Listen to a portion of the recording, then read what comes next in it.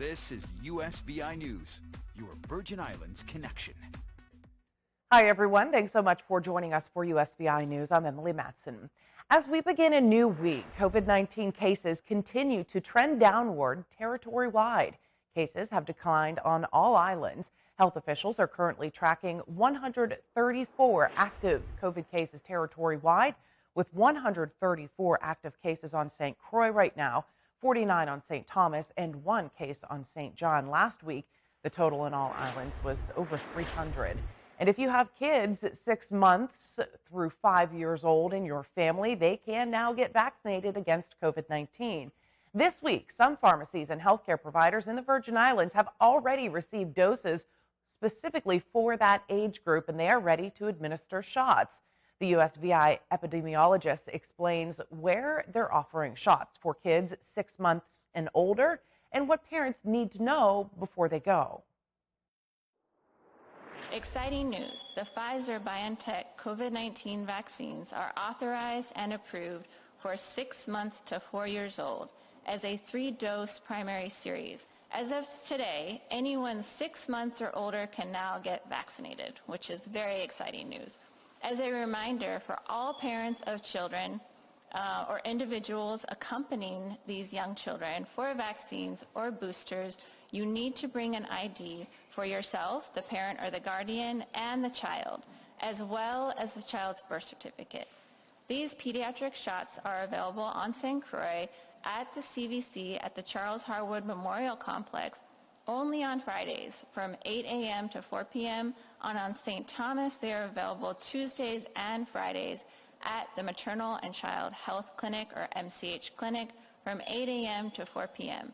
On St. John, pediatric vaccines and boosters are available on Wednesdays between 1 p.m. and 4 p.m. at the Port Authority Gravel Lot. And walk-ins are welcome, but it does help if you have an appointment. So to make one, you can call 340-777-8227 or schedule online at covid19usvi.com/vaccines. And speaking of those pediatric shots, to get the word out about their availability, the Bidens and health officials nationwide are participating in launch events this week. Amy Kiley reports on what experts say you should know to protect your family. Kids as young as 6 months can now get vaccinated against COVID-19 in the U.S. The CDC and FDA say they can get Moderna or Pfizer shots. The Bidens are joining health experts to spread the word at rollout events today. Do not wait. Get your child the vaccine now. This family is taking that advice. Their kids were born with respiratory issues. This is going to hopefully help ease things into a more normal state. Only about a fifth of parents indicated in April they would rush to get their kids vaccinated. One reason some parents are hesitant is that children tend to have milder COVID symptoms than adults. But the White House COVID coordinator says that's the wrong comparison. The right comparison is, how does COVID compare to other risks for which we vaccinate? And in that context, it's really not a close call. Another consideration is that kids with COVID can infect people at higher risk of complications. Families are weighing all that against possible vaccine side effects. The common ones are pain, swelling, or redness at the injection site and feeling tired. These less common potential side effects are mild and tend to pass quickly.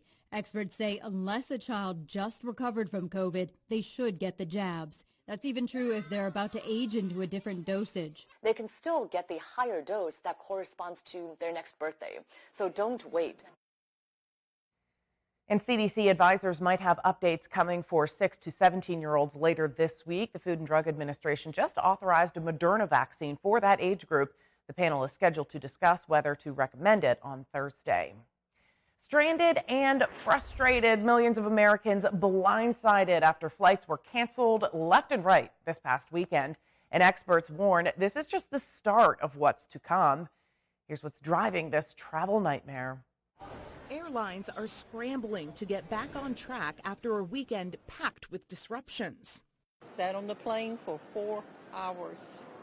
4 hours before they took us back to the terminal. Friday clocking the busiest air travel day so far this year, according to the TSA.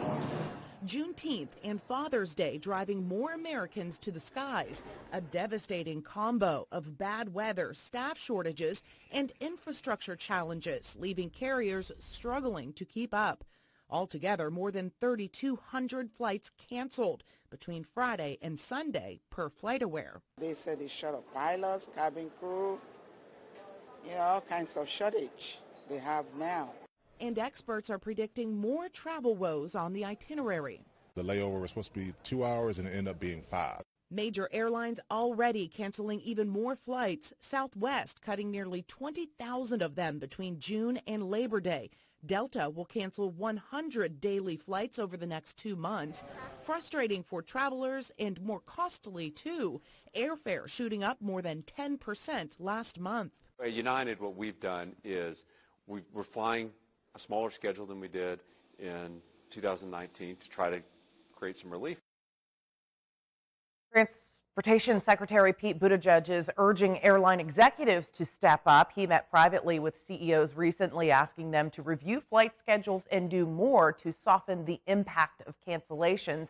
But in the meantime, as delays, cancellations, and a backlog of baggage have become commonplace at airports in the U.S. and Europe, the CEO of United Airlines says government help is needed to get things back to normal.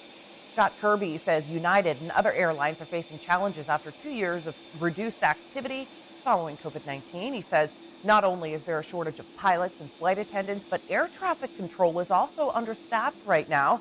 So he wants the government to help by enforcing the rules to limit the number of flights to what busier airports like New York's Newark Airport can handle, and also work to get air traffic control towers to full staffing. Because of the high cost of electricity in the territory and the copious amounts of sunshine, many people have turned to solar power in order to power their homes. And now, get this next story. A company in California's Silicon Valley believes the future of solar energy is clear. The next generation of solar panels may not be something you have to add to the roof of your home. John Ramis explains. At the headquarters of Ubiquitous Energy near San Francisco, the familiar black solar panels on the roof are pretty obvious. But the lights in the company conference room are being powered by the windows, which are also acting as solar collectors. And so that's kind of the problem we sought out to solve with our technology, is how can you make a solar technology that's completely invisible, and by making it invisible, now we can apply it to many more surfaces. Co-founder Miles Barr says his company has invented an invisible coating using photosensitive dyes that capture energy from only the non-visible infrared and ultraviolet spectrums, turning windows into see-through solar panels. So you can use the full surface, the full vertical surface of a glass skyscraper to generate electricity that can be used by the building. Other companies are working on similar technology. Next Energy just released a prototype window with a transparent coating that can harness solar energy.